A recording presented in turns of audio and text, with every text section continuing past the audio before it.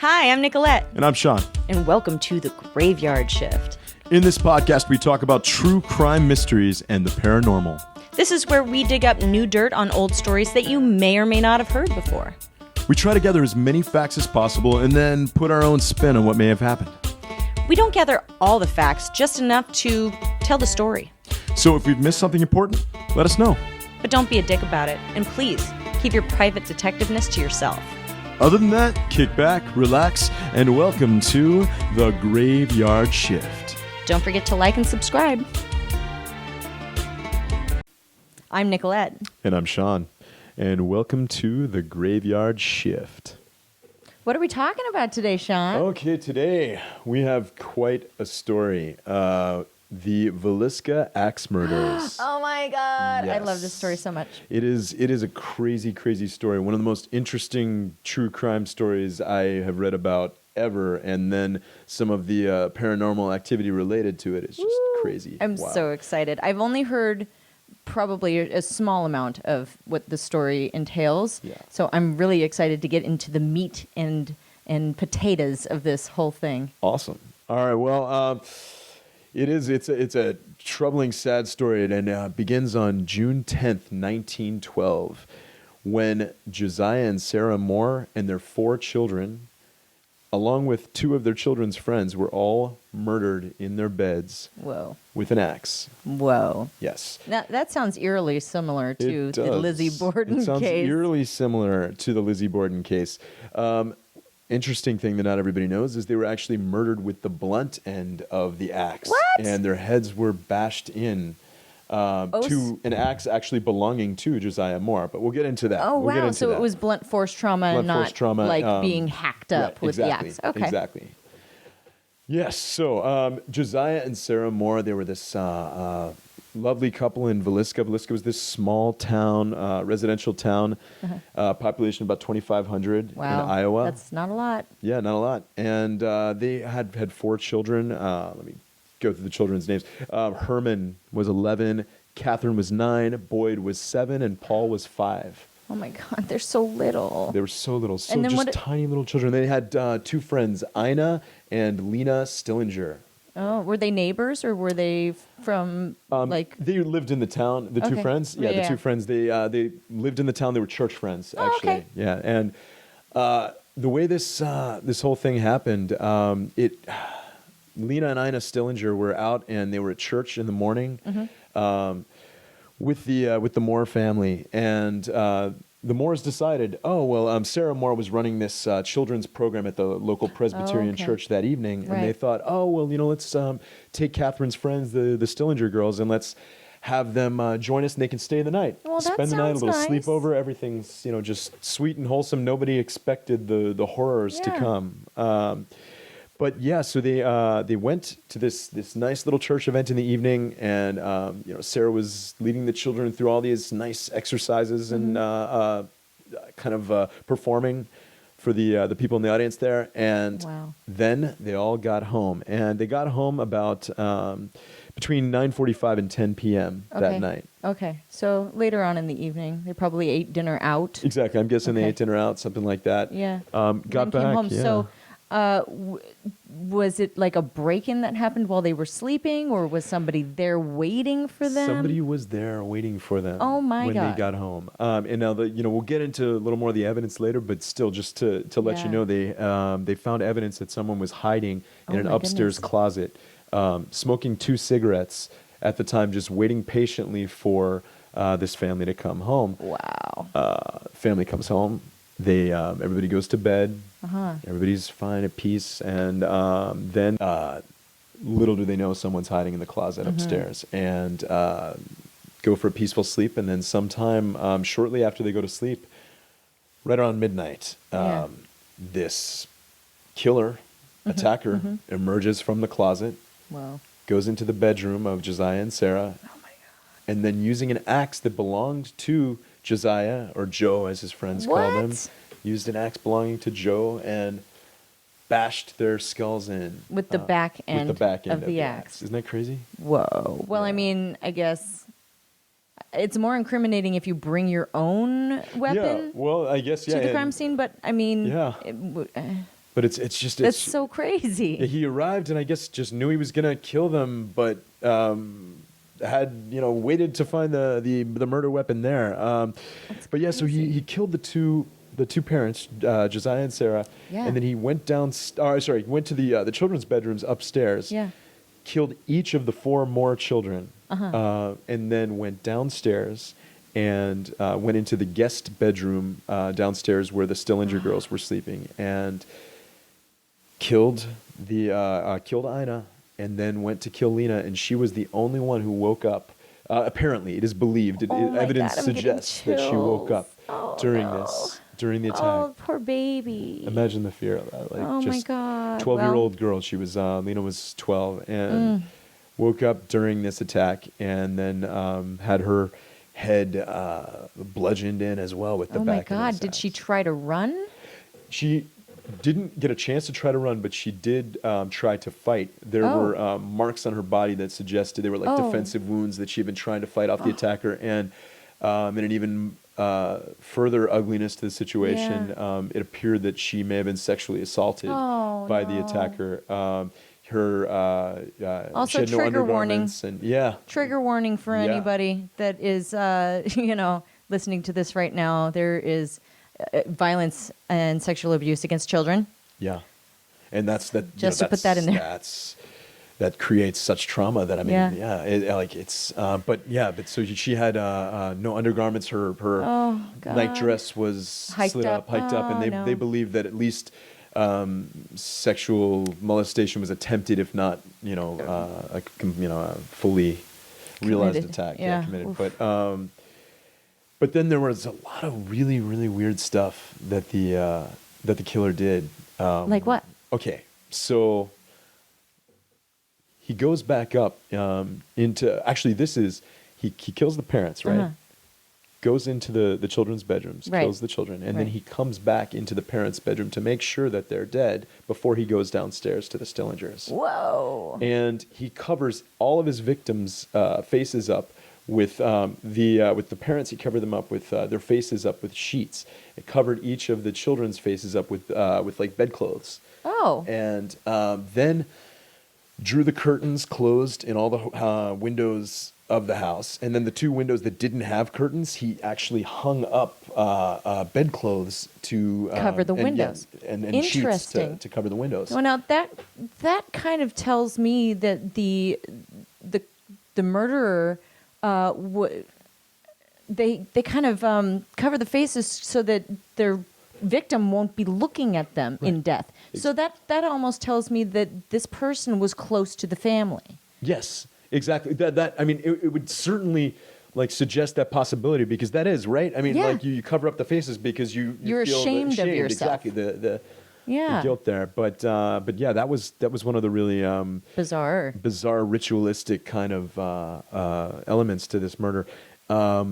Another thing, he took the time to try to clean off the axe, but did not clean it off that well. Left the axe there. Oh.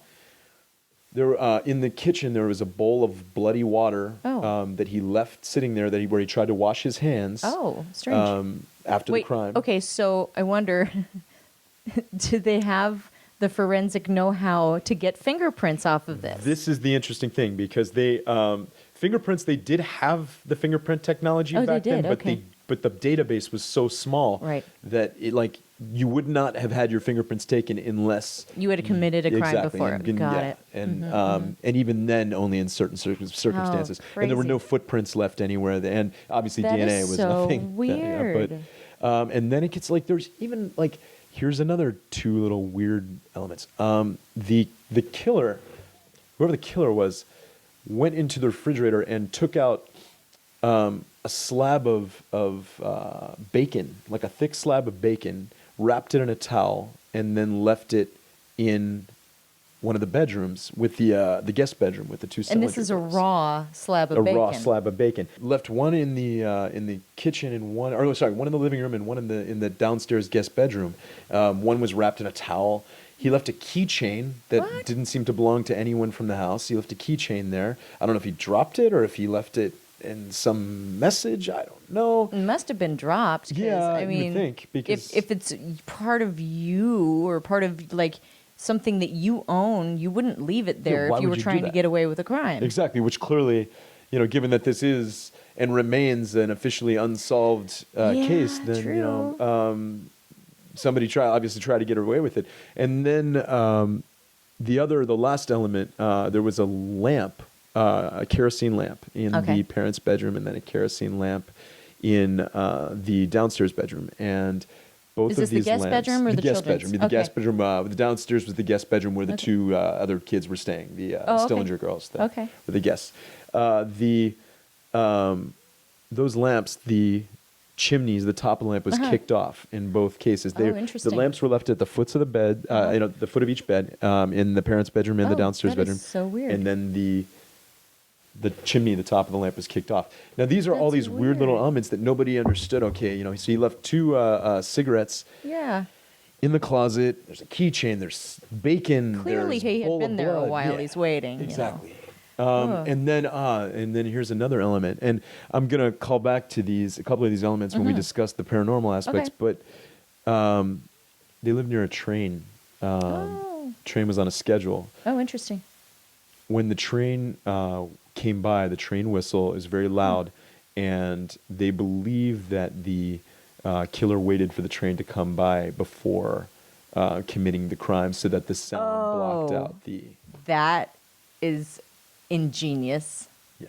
So It's- yeah, because if somebody screamed, like the little one Yeah, that, exactly, because they're kids. I mean, and you would think somebody would wake up, right? yeah, absolutely. Yeah. Well, I mean, you're doing it while they're sleeping, Yeah. and then only the one little girl woke up, which is Right. that's very tragic. Yeah. Yeah, I wonder if she was screaming and nobody heard her Yeah, because of the train. Yeah. That's interesting. It's pretty chilling, honestly. Yeah. And so the next morning, their neighbor, Mary Pickford, I want to check to make sure I have that name correct. Yeah. Mary Peckham. See, it was not Pickford, it was Peckham. Peckham, okay. The next morning, their neighbor, Mary Peckham, was outside, and it was 7 a.m. She was used to seeing Josiah or Well, Sarah or both out yeah, doing their chores. It's a farm. Because it's a farm, yeah. Okay. And she didn't see them, and so she was kind of wondering, oh, well, why aren't they out at 7 a.m.? No, Yeah. somebody asked me why I wasn't out at 7 a.m. It's a good thing. Well, I drank a little too much last night. But apparently she was used to seeing people out at 7 a.m. All right, well, this is strange and unusual. But yeah, she called Ross, Josiah's brother, and asked him to come check out Oh, my God. the house. So what happened when he went in? Well, he first he knocked. He tried to get in, and then the door was locked. Oh, so it was okay, locked. There was a okay. key in the door. So Wait, on the inside or the yeah, outside? key on the inside. Okay. Key on the inside, and the door was locked. And so Okay. he gets in, Well, and that's very interesting. right. I mean, the killer. That's how the How killer did the left killer? things. Yeah, but how did the killer leave? I was wondering. How the did same he lock thing. the door? I was wondering the same thing. I'm very confused. But that is, yeah, and so Ross had a key, had access to a key, so he used Sure. to get inside, and then he's calling for his brother, calling for the family. Nobody's answering. He first checks into that downstairs bedroom, The guest bedroom. exactly, Okay. and sees the glimpses of the The two bloody little girls. Oh. bodies on the beds, and so he immediately rushes out. The neighbor, Mary, she was waiting outside on the porch the whole time. Ross rushes out. They call the police. Oh, good. Yes, good, right. It's good. very In this situation, that is a time to call the police. Absolutely. There's too many people who actually commit the crimes that do not call the police. That should be an indication. That would be the problem, and then Ross would be. Now, here's an interesting thing. The police, they come, right? Yeah. They had like little to no control of this crime scene.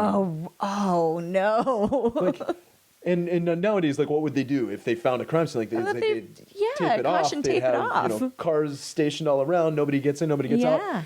Police had no control of the crime scene, and so in the first couple of hours, word gets around the town Yeah. that these murders have been committed. Sure. citizens from the town are coming in Oh no. to traipse around the house and gawk at the bodies and go upstairs and, oh my God, I can't believe this. Oh, they're dead. Oh, and everybody's Why? Why would you go to look at a dead body, guys? I don't understand this. And I honestly, is this a museum? Would you, if you were given assuming that the police had so little control of a crime scene today, which would never happen, but assuming No. it was like that. Well, I mean, they've learned their lesson. Would you try to sneak in and take a look at the dead, murdered, bashed-in bodies that you heard were there? I mean, To be honest, I might. And also, I might take pictures. But also, that would give me nightmares. So I don't know. I can't tell you what I would do. Yeah, I mean, I don't know. I just found it strange that so many people were so, interested and willing to, let's go take a look and see what's going on there. But, I mean, curiosity Yeah. killed the cat, but Right. it also killed, the Moore family too. indeed, man. And their case, poor things. And their case. And yeah, so what are you going to do? I mean, when you have an investigation like that has so many other people that are... Chain of command was not a thing back then, I guess. No, not at all. And so evidence is all, and so when you have a case that in itself is quite a mystery, Yeah. now it becomes even more difficult for them to exactly investigate the crime. exactly. But the keychain thing has me. Yeah, I know. And that has me too, because it doesn't make any sense to me Yeah. why it would be left there, and if it was dropped there, how that was not able to be used to help Right. find the killer. But Even if the crime scene was trampled through and just evidence was lost or whatever, Right. there's still that keychain. Exactly. And also, that's are the flame- they yeah. touching the bowl with the bloody water in it? And this is the kind of thing where it's a shame the DNA wasn't around, because you would Yeah. think with all the blood that was left and Right. that it would have been able to.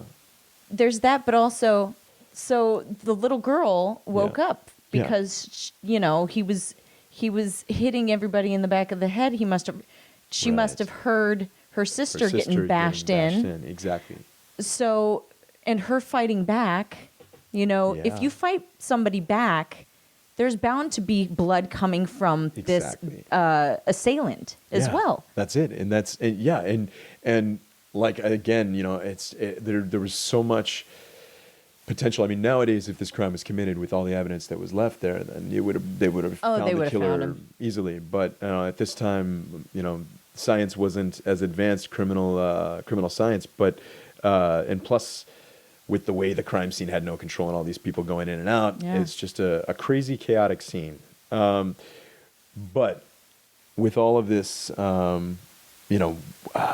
this horrible crime, nobody could quite decide on who did this. Yeah. Who did this? How did they do this? So- and so the list of suspects is a mile long, and everybody has their own theories about who and how and why. And I mean, we can get into that. Oh gosh, I would love to hear all of that. Yeah, maybe I wanna- after the break. Yeah, Okay, or- yeah, let's get to it after cool. the break. Thank you for tuning into the Graveyard Shift. We'll be taking a short break, so get off the treadmill, park your car, or just grab a cup of coffee during this brief intermission. You can visit us at thegraveyardshhift.com. With 2 H's. Also, you can view our videos on YouTube Don't forget to like and subscribe. and email us at thegraveyardshhift@gmail.com. Also with 2 H's. And now, back to our program. Welcome back to the Graveyard Shift. We are learning all about the Villisca Axe Murder House, and Sean was about to tell us about all of the suspects in this case. Yes. This was, it was a case with, where it seems like there's so much evidence, but they're just, as far as witnesses or, they had trouble putting this puzzle together. Now, they Yeah. had a couple of neighbors who said that they had heard something or seen somebody mysterious walking in the yard. Or, Oh, wow. one neighbor said that he heard heard noise that night, didn't think anything of it, and then when he found out what had happened, he realized that they could have been like the hoots and hollers of a little boy, that which would make you think maybe Yeah. one of the little boys woke up Yeah. during the killings. But That would make you think that. yeah, It's but all of this, the murders were such the talk of the town, and I should stress too that the Moores were really well liked in the town. yeah. They were like well respected, well loved in the town, and wealthy as and far wealthy, as yeah, I like remember. yeah, certainly well off Yeah. enough, and It's strange that the affluent are being killed, yes, isn't it?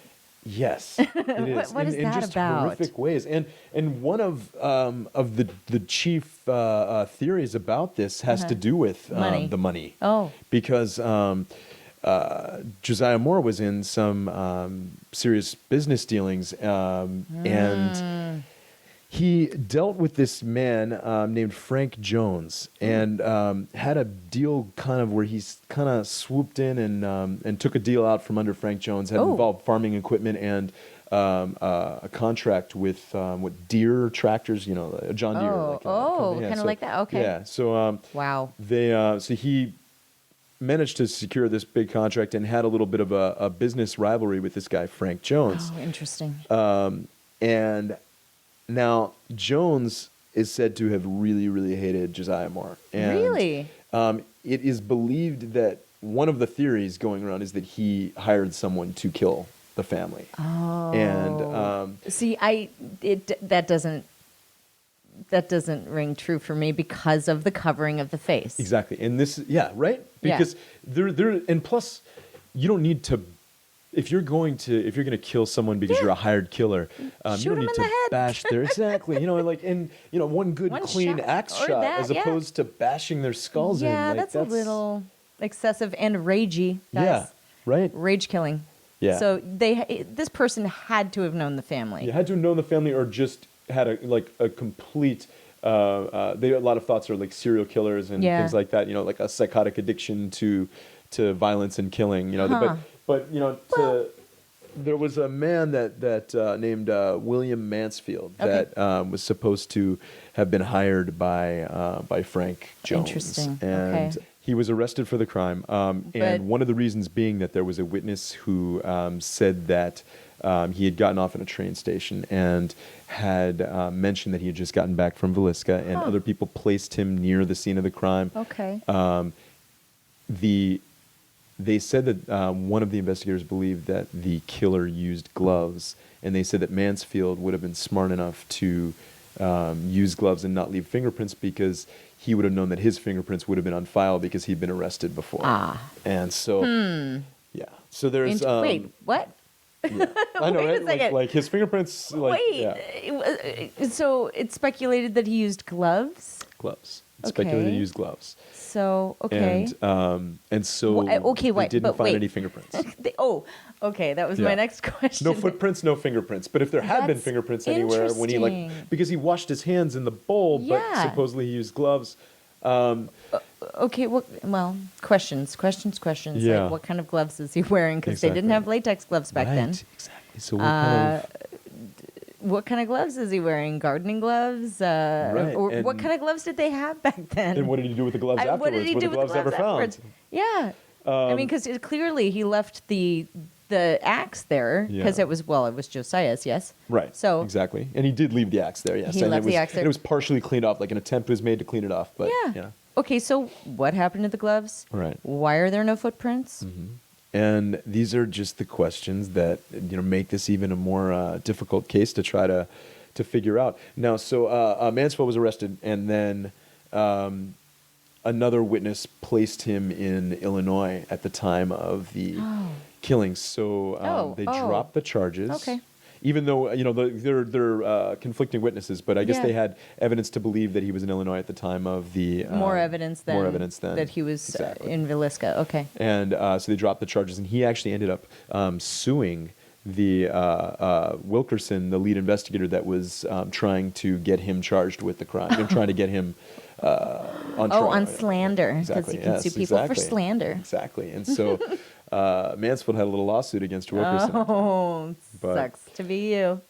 And then it does, right? But okay, now and then we get to one of the other chief major suspects Okay. that everybody discusses, and that's the Reverend Lynn George Jacqueline Kelly.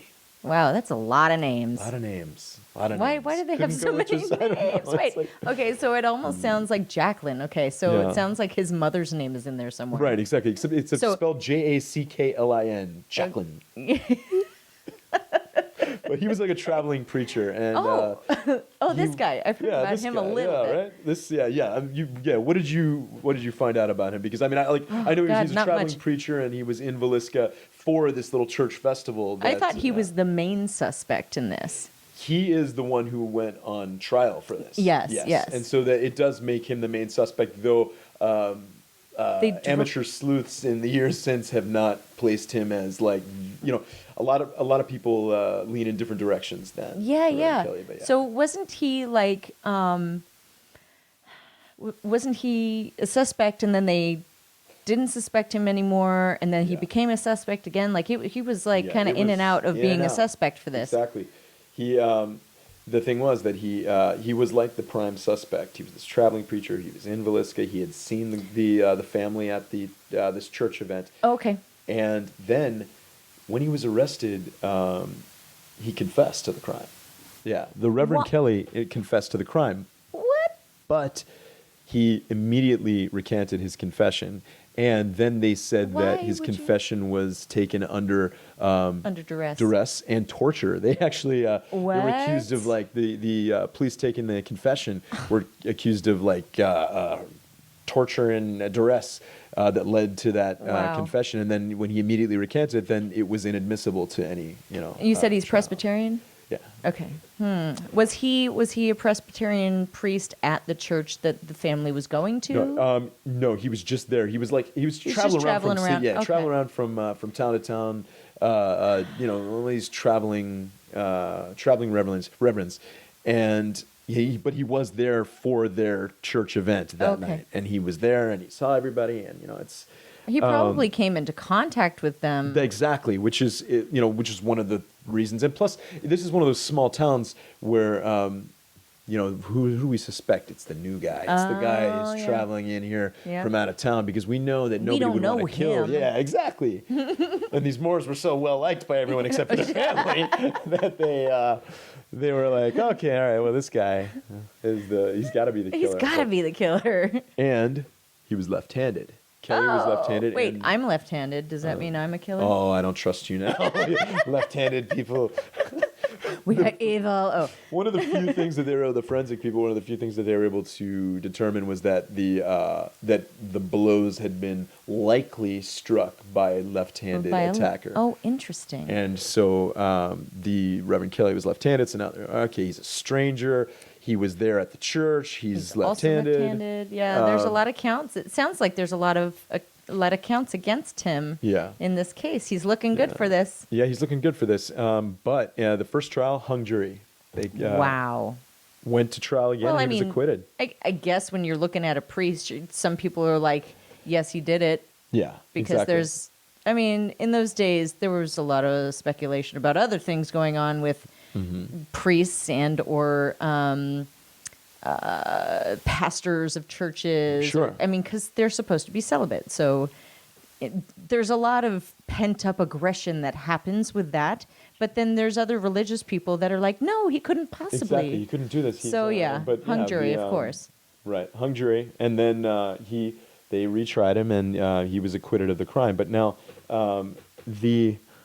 a dry cleaner, and this is another little piece of evidence against him. No, a dry cleaner. A dry cleaner. They did have dry cleanings in 1812. Now we know. But a dry cleaner back in 1912 was just a guy going, just like pulling the clothes, like just dusting it off. Let me just all right, shake this out here. But the dry cleaner in nearby town had received bloody clothing from the Reverend Kelly. What? The Reverend Kelly gave the bloody clothing to his dry cleaners, so he wasn't that smart about it. If he was covering up a crime, yeah, exactly right. Wow. He actually, really interesting. And then after the police had gotten a little more control of the crime scene, Reverend Kelly asked police, phoned police to. Actually, you know what? It may have been. All I picture is one of those phones that are like exactly, this, and you're like, which is like, okay. Hello, I'd like to report a crime. Which is like basically that's what they had, right? Yeah. Yeah. But Reverend Kelly, he asked police to be admitted to see the crime scene there, the Villisca Axe Murder House. So he pretended that he was a Scotland Yard police officer. So he was posing as a Scotland Yard police officer so he could gain access to the crime scene. And, you know, as we have discussed before, you know, the habitual pattern of the killer returning to the scene of the crime. This also kind of leads people to think, this guy's got a lot going against him. Yeah. He's looking pretty good for He's this. looking pretty good for this. But man, you know, like I guess the jury didn't see it that way because he was acquitted. So, you know, in the second trial. I wonder why they found him not guilty. I don't know. I mean, well, first of all, I know they didn't hear the confession in the trial because that confession was taken off the record because of the way that they said that it was obtained. But I you know, like it's interesting to me. But he certainly stands out as a very likely suspect. Right? He does. Yeah. He does. Again, I keep coming back to the fact that it looks like somebody would really have to know this family because of the covering of the face. Exactly. It's a guilt thing. That's a guilt thing. And like there's it seems like there's like hate in this crime. Oh God, so much and rage. then guilt. Yeah. Like yeah. and so it just doesn't feel like a crime that was committed by someone that I almost wonder if it was a family member I know. that was super angry at his own family. Yeah. And then also these these poor little kids. Poor little kids. I mean, it's like that didn't God. even belong to the family. I mean, Yeah, and like you know, it takes and plus it takes a really vicious person to not only be able to commit these horrible murders, to be able to commit them against children, and then to be able to kill like there's this a special place in hell for 5-year-old those child, people. like 11-year-old child, 7-year-old, like it's just. Yeah, it's pretty horrible. But that being, you know, the heinous nature of the crime, there was a federal federal officer who believed that the killer was this man named Henry Moore. Oh. Who was somebody that he believed was a serial killer traveling around doing crimes just like these throughout the Same the spelling of Midwest. the last name? Same spelling of the last name, no interesting. relation. No relation? No relation, same Interesting. spelling. Interesting. He was convicted in Missouri. Okay. Convicted. I'm gonna try not to shake this mic. He was convicted in Missouri a few months after the Villisca Axe murders. Interesting. And But what was he convicted of? What was he convicted of? He was convicted of murdering his mother and his grandmother What? with an axe. Oh, same I don't know if it style? was the blunt end. I was not able to get that information if it was the blunt end. But there was an axe. He There was an killed his axe mother and involved. grandmother with an axe. There's a lot of axing going on here. Axing. Yeah, that's something like you don't see a lot of people being killed with axes these days. No. Like that's not like the choice of weapon. No, it's either a gun or a knife or well, still poison for women. Yeah, exactly. Still poison. Yeah. I mean, creatures Just of better habit. poison. Creatures of habit, exactly. Here, let me make you something, honey. Oh, do you like the soup? Oh, it's a little It extra. tastes a little salt. funny. Yeah, what is that? The serial killer possibility was always a possibility, believed by investigators. But this federal agent McClaury, it's really hard spelling, McClaury, but McClaury? He believed Henry Moore was the one to do it. Oh, okay. And there had been a series of axe murders in Colorado, in Kansas, and those victims there, like I said, were bludgeoned to death with the back end of an axe. Did they ever find out who did that? No, but What? this guy, it's one of those situations where this one federal agent is like, I know it's this guy Henry Moore. I know he's this man killed his mother and grandmother with an axe. But I it's know he's the different. one that killed. I know it's But different. it's a different style, guys. I mean, yeah, and how like can it's- you suspect somebody who's this person's MO has been the same, except for this one No, he thing? killed a family. Like he killed his family now with an axe, but like before he was warming up with the people that he That's didn't so know. It doesn't weird. make any sense. No. But McClaury was certain. Like it was like That his guy. white whale, his Moby Dick or whatever. Like he's yeah. trying to get. But he was after him. But no, he could never prove the case against Henry Moore. But he was certain that Henry Moore had done all these axe murders throughout the That's insane to me. the area. And Yeah, but the other guy had murdered some people with the blunt end of the axe. William, was it? William Mansfield. Okay. But I think some of the crimes that they attributed to William Mansfield, this guy believed Henry Moore Was committed. more inclined to do these things. Exactly. That's So it's so weird to me. But there was definitely like what we're learning is there was a lot of axe murdering going on in 1912 and around those years before and after. It's Mind blowing. yeah, mind blowing because they're serial axe murderers, which is just, I mean, I don't understand. yeah. But then to sum up, every stranger in the town, like we were talking about, the strangers were more suspects because Oh, yes. every hobo. Because everybody knows everybody else. And if you're a newbie, obviously it was you because it wasn't Exactly. one of us. And that's We know each other and we that's like it. each other, maybe. Yeah, which maybe. But we're like, yeah, but so every transient, every hobo, every Right? stranger in town was thought to be a suspect and believed to be a possible, oh, maybe this person we don't know is a killer. And then, Right. But, Oh, and now, so we talked about all this, the strangers coming through town and the Yeah, yeah. transients. And one of those, Andy Sawyer. Have you Oh. heard this name? I have not heard this name. This is one of these names who, in later years and more recent years, he's become one of the chief suspects that people believe may have committed these crimes. Okay, so who was he? He not that much is known about him, other than he was very erratic, a little unstable. He showed up in a nearby town in Burlington, Iowa. Showed up and was wearing a suit. His pants were muddy up to his knees, and he just seemed out of sorts and like disheveled and like he was running from something. Oh. Got off the train, there, and then eventually found this nice man to take him in to let him stay with him. So who was the nice man? Nice man was this newspaper guy, Mr. Dyer. Okay. Mr. Dyer. He needed an extra man to work Okay. for him, work on his Sure. house and stuff like that. And so he gave him a job. Then he said that Andy was always asking about if anybody had heard about this Villisca Axe murder thing that had happened. He said he After had- the fact? After the fact, he was asking if anybody had heard about this, and because he said that he had come from Villisca, or Villisca. I keep saying Villisca. Villisca. Yeah, Villisca. He'd come from Villisca. Andy interesting. had come from Villisca, and so he kept asking about, oh, is this? He showed this real That's interest. He said, "Does weird. anybody have a newspaper? Is it in the papers yet? Is it in the newspapers? This axe murder?" Oh, God, that is Yeah, it's kind of that's kind of a cut and dry, clear sign that Yes. he may have done this.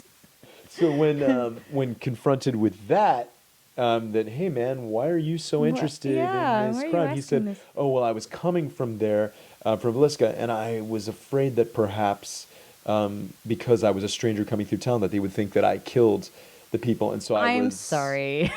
So I was on my way, and I just really felt like, uh-oh, I hope they don't think I did it. Yeah. It's and so No, I think you did it. Yeah, no, I know. Now I'm kind of thinking that you did it, buddy. And so he was, he was talking about this and about the fact that he That's so weird. believed that he might be a suspect. And so this poor man, Mr. Dyer, who's been helping him out, he was like, dude, I think you're a killer. And, Oh my God. If somebody does that yeah. and wants to look up if it's in the papers, Yes. it takes a certain kind of, yes, it takes a certain kind of person, happens to be a narcissist, Yes. that will go back to whatever it was that they did that was wrong because they want to make sure that maybe their name is put in there or they're famous in some way Yeah. from doing these things. From doing these, yeah, exactly. There's that. Yeah, it's disturbing. Wow. But so Mr. Dyer calls the police, and so then he's waiting for the sheriff to arrive. Ooh. And he comes up to see what Andy's doing. And Andy's sitting there, rubbing his head. He's sitting there, just sitting quietly, rubbing his head, not making any movements much or noise, other than just sitting there and rubbing his head, not reacting to anything. Andy. Mr. Dyer comes up, and then That's finally weird. Andy jumps up and screams and starts waving his hands at Mr. Dyer, saying, "I will cut your goddamn heads off. I will cut your goddamn heads off." And he starts screaming this. What the heck? So Mr. Dyer's like, "Man, I need to consider my house guests." Oh a my lot God. better." Oh But my yeah, God. but so that's the sheriff came and But he then looks really good for this, he actually. looks good for this, right? But again, no trial, no. Oh no my charges. God.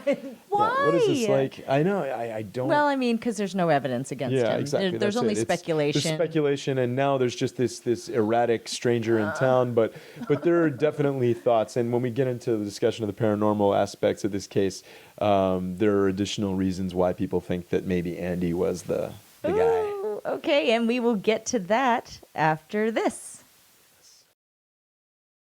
Thank you for tuning into the Graveyard Shift. We'll be taking a short break, so get off the treadmill, park your car, or just grab a cup of coffee during this brief intermission.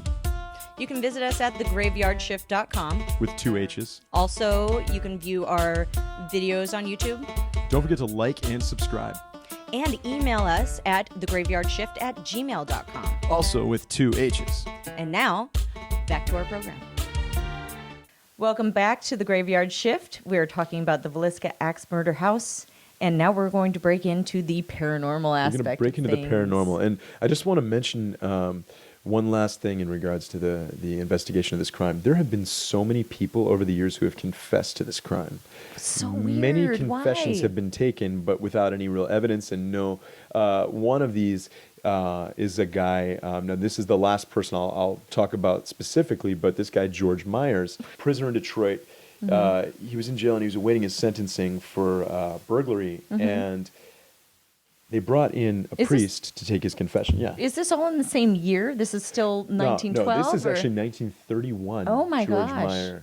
How Yeah. old was he? Oh, I don't actually have the age on George Meyer, gosh. but he. But that's like a long time. Oh, in it's a long between. time, and so and what he was doing when this priest they brought the priest in for the confession, and Yeah. he said, "Hey, these murders way back in Villisca, 1912, that was me. I did it." What? And so he committed he confessed to these crimes, and then they took George's fingerprints. And remember how we talked about the gloves? Yes, that they believe the killer wore? Yeah. There were other fingerprints that were found at the scene of the crime. What? And then Okay, I thought supposedly there were no fingerprints. I know, but supposedly some fingerprints around the kitchen that were taken matched this George Myers, What? who confessed to the crimes. But That's weird. you want to know the weird thing? Yeah. Myers is like, okay, I killed Josiah Moore, I killed Sarah Moore, I So killed their he 4 knew children. All the Wait, but that But- was in the newspaper, so. Right, exactly. But he said he did not kill the Stillinger girls, or he did not. Did you have confess an to killing them. accomplice? Yeah, I it's like, mean- and the other thing was he said he was paid by somebody to do this. Oh no. So we go back to we that go Frank- back to the Frank guy, yeah. Yeah, exactly. So Oh that's no. But so yeah, these confessions went all around, and it's just crazy. And after the murders took place, this town went crazy trying to figure out who did this. insane. And then over the years, the house had many different owners, and then we finally got to the current owners who have turned it into a tourist spot. Of course. Yeah, As you do. as you do. Hey, weird things happen here. Come on, pay some money. Exactly, pay some money, and Have an and experience. And currently, and that's exactly what it is. If you pay $450, then you can spend the night here in the Villisca Axe Murder House, and I can't say I wouldn't go. I know, and this is one that I would be very interested, because just about everybody that stays there has what they describe as some encounter, some paranormal encounter. So did you actually look up how much it would be to stay there? Yeah, I did. Oh yeah, How much is it? I didn't just look up the how much it would be, the $450 Yeah. for the overnight. Yeah. I looked up the availability of the dates, just in case I'm going to be in Iowa any Yeah. time soon. But Road trip? Oh. yeah. But man, I mean, they do offer day tours as well. But yeah, the big thing is staying overnight there. I mean, But, at night it's so much creepier, though. yeah, and what they did was this house, like I said, had been through many different owners. It had changed quite a bit, but Yeah. they refurbished it and tried to redecorate it to make it look as close as they could to what it would have looked like in 1912. And so this house is now very close to what would have been in 1912. That's cool. And, That's very cool. And so people can get to stay there. And so you can imagine from the trauma of the events that happened here that it might be a hotbed for paranormal activity. Yeah. Mm-hmm. And well, lots of trauma, guys. Lots of trauma. And so a lot of the things that people have described, children's voices. Well, all the time. Children's voices. That makes sense. Yeah. There were there were six children. Yeah, 6 children murdered there. Yeah. People hear children's voices. They hear whispers. Oh, wow. There is, when people go up to that closet where it is believed the killer was hiding, awaiting, they feel a tense, like oppressive heat. Here's another one. When you remember we talked about the train? Yes. Yeah, the train. Is there a ghost train? No, there's still a real train that goes by the house, but it goes by around the same time that it would have back then. Or when the train passes in the night and that train whistle goes off, the bedroom of Josiah and Sarah Moore is said to be filled up with this light fog, this mist, this fog. Oh my God, I'm getting weird chills. I know, it's chilling. And people they've described like seriously like physical encounters with these spiritual entities. Oh and my gosh. Toys are there. People either bring toys and plus there's some trigger objects are left there as well. Supposedly the balls will get rolled back and forth on the floor. Oh my God, more real like very clear. And now I saw one video of a almost like is a musical xylophone, but with in the xylophone style, is a musical instrument type toy. Oh, interesting. Where these switches that played these notes were, I watched video of these things that were depressed and released, and and it's like some crazy. really wild stuff. People have seen flying objects. Whoa. Like tea kettles off the kitchen counter. Whoa. Ladders falling, moving. It is like people have described some really seriously dramatic events there. Yeah. Oh my gosh. Yeah. Now. Have you heard any specific stories about the paranormal? I mean, are you? Because I know you know quite a bit. I've watched the Ghost Adventures crew a lot. Yeah. That's kind of one of my favorites to watch because, again, I like watching Aaron get shoved in places that are very uncomfortable and oppressive. And him feeling stuff is just really fun. And him going, "Whoa, dude," is hilarious. I think that they put him in the closet. Yeah, I think they did actually too. And that was a thing where he heard whispers. Yes. And now a lot of times you'll hear the children's voices say, Paul, the 5-year-old son of the Moors. So is he naming himself as like? No, hey, it's I'm usually here? like a little girl's voice calling for for Paul. Paul. People have asked them, "Who's the killer? Who did this?" And they've heard the spirits say, "Andy did this." That's one thing that. What? And we talked about Andy Sawyer. Yeah. And there have been, all kinds of these paranormal entities are very interactive quite often. Yeah. And I listen to a lot of EVP recordings. And will you explain what EVP is like a little bit? Yeah. An EVP is an electronic voice phenomenon that is unexplained. It's not attached to a body. It is just coming out of nowhere. It's a disembodied voice. Yeah. So go ahead and tell us. I listened to probably maybe 20, 25 different recordings that were taken there. And these were about as clear as you could imagine. As clear as you could possibly imagine. So like it's like it's in the same room as you. Yeah, exactly. It's not a whisper per se. No, and often very clear words, and sometimes giggles, sometimes things like that. But very clear words, sentences, often in response to things that were said. But I will tell you this: I was I was listening to this stuff, and I was also, there have been some pictures taken that look like pictures of apparitions there. There are videos that I saw of light orbs. Will you tell everybody like what light orbs, what the Okay, so kinda... some people believe that they're spirit energies, and some people are like, oh no, that's dust or bugs or whatever. You can actually tell what might be speculated as a spirit energy because of the way that they move. Sometimes they will fly at you. Other times they'll go really slowly, not like a bug. Yeah. And dust doesn't move like that. Right. Sometimes they'll go kind of just, up and out. And it's crazy when you see it, right? I mean, it looks like a little glowing orb that's just moving. And I watched several videos of these orbs. I listened to these EVP recordings. I looked at photographs, and I'm listening to one of the recordings of the kids. This one where they sound a little more troubled than they do in some of the others, and I felt this wash over my body of just absolute chills.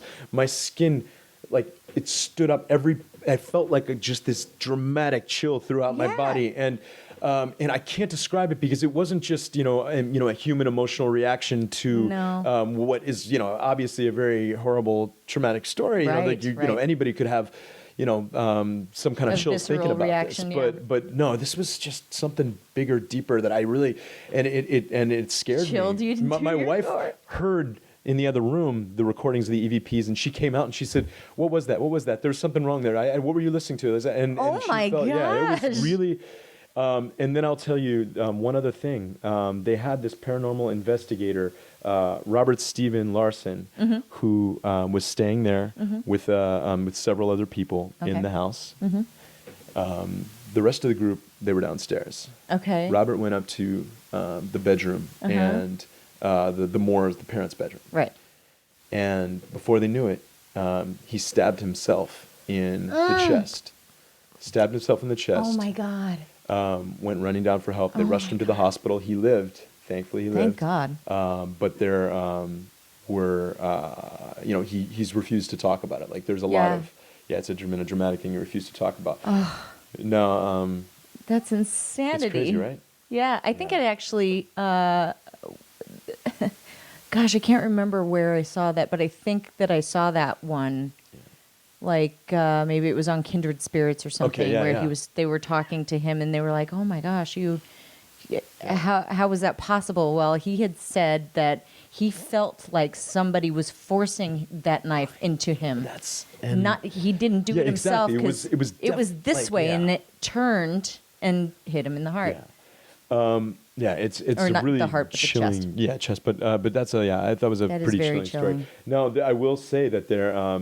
Now, from the skeptic's standpoint, a lot of people say that between the time that these murders were committed and there were many years that passed and other people that lived in the house that did not report any encounters with That's so the interesting. paranormal, and that it really wasn't until 1993 and then 1999 where the first occurrences, 1993, where the first occurrences were reported of like paranormal activity there, in 1999, where it actually widely became known as a haunted location. I wonder why. And that doesn't make it doesn't make any sense at all. I wonder. Yeah, I mean, like, and so that's a healthy piece of evidence that skeptics would say, oh, okay, well, this is all nonsense, but.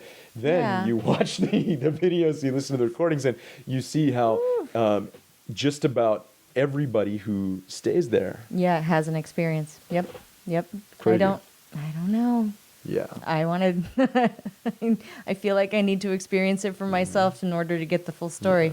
Yeah, I know. And well, when you're there, like they say, like it can happen throughout the day, it can happen throughout the night, but it's right about 2 a.m. when the train passes that it's like things get crazy. Yeah, but I bet they do, because the train is a trigger object in itself. For sure. Oh, But anyway, I guess so that is the Villisca Axe Murder House, and the story of all the crazy events that have happened there. But, the murder to the paranormal. yes. Murder to the paranormal. Well, anyway, I'm Sean. And this is Nicolette. If you have had an experience at the Villisca Axe Murder House, write to us at the Graveyard Shhift with 2 H's at gmail.com. All right, and thank you for joining us. And I can't wait to the next story we I know. talk about on this one. I don't even know what it's going to I be know, yet, but we'll figure it out. Definitely. And we will see you next time on the Graveyard Shift.